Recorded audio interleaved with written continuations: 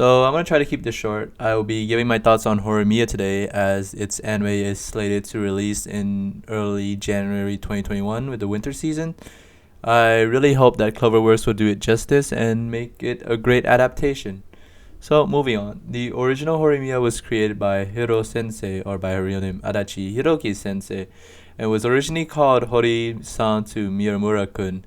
She was both responsible for the art and the story back then, and the series was released as a webcomic first in 2007. Then it was adapted as a manga later in 2011 with the help of the artist Hariwara Daisuke in 2011. Now, at first, the art wasn't that good. Even Hiro Sensei herself admitted that her drawings weren't good. Hey, I can't say much. My drawings are complete dog shit right now. I'm trying to get better. But with the help of Daisuke Hariwara Sensei, the manga gained a lot more traction with their art style and quickly become very popular in the manga world. The plot of Horimiya is pretty simple. It tells the story of Hori Kyoko, a girl who is both popular and smart at school, and Miyamura Izumi-kun, a guy that was seen as antisocial and lonely. However, outside of school, these two have different personalities.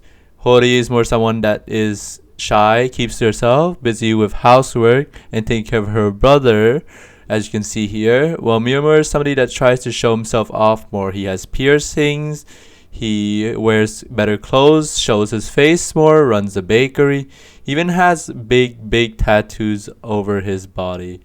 Now, it is when they both meet due to Shota falling down and Miyamura bringing him home to Hori that I realized that both of them had a different lifestyle that they lead outside of school. And they were really intrigued with each other's personality outside of school and how they portrayed themselves. So as they become more and more curious about each other, they developed a friendship. And then it blossomed into something bigger than a friendship. Now, out of all my romance watching experience, I could say that Horimiya had a very better development towards relationship than most of the others.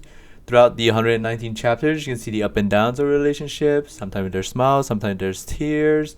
What really made me feel that it did it better than the rest was how it took it slow. Everything wasn't rushed. You don't see them falling in love just like that. Like they slowly develop feelings for each other. And sometimes the spotlight's not always on Hori and Miyamura. Like the anime Suzure Children, there's different couples that you can keep your eye on, but mainly it will be more focused on Hori and Miyamura-kun. Now, a lot of people can relate to Miyamura, me myself included.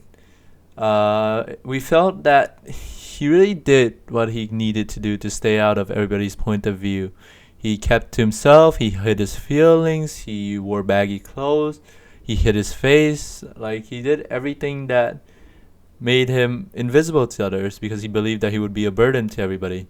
And that's something a lot of people can relate, that they might not be good enough, that they were someone that didn't deserve to interact with other people. And if that special person in their life hadn't come along and convinced them otherwise, then they would have never changed. So in Horimiya, like if Hori never came along, Miyamura would always be that gloomy person that he was in middle school, and that he never changed. Luckily, was able to convince him to change. And when I found that the gloomy boy that I once knew in the first few chapters turned into somebody that was more sociable, was happier, I vividly remember shedding a bit of a tear to that. So it was a really good moment for me. As I've said, there are a ton of characters in this manga that you can relate to. Hori and Miyamura are not the only ones. There are other couples throughout the show, just like Suzure Children. Personally, I find Toru and Yuki to be completely very interesting of a couple. But other couples also have their goods and downs. They introduce much more characters later on, and I think that you can like all the characters. Some you might dislike, but you can see why you might dislike them. Personally, I found every relationship to be well made, well founded, and very interesting. For the anime adaptation, I'm not really too worried. Cloverworks have been seen to make some pretty good animes. They recently made Bunny Girl Senpai, Fairy Tail Final Series. Darling in the Franxx, and The Promised Neverland. So I really am looking forward to them adapting Horimiya. There was a 4-episode short OVA released back in 2012 that uses the original art of the webcomic, but compared to the later trailers that are currently released for the adaptation, the art is much better and it resembles the art style of Daisuke Sensei. So I am very excited for that.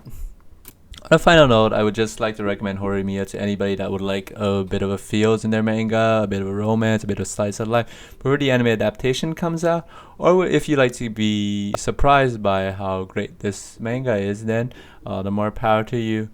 I remember reading this back in high school and still really reading it again in college for the 4th or the 5th time because it really made an impact on me, as it was the first romance anime I've read alongside with Nisekoi. So those were some really good times that I can remember from reading it. There's really nothing else I can say about the adaptation. I'm really looking forward to it and I hope that Cloververse delivers. But other than that, that's all from me. Thank you for watching and I hope you'll watch my next video. See ya!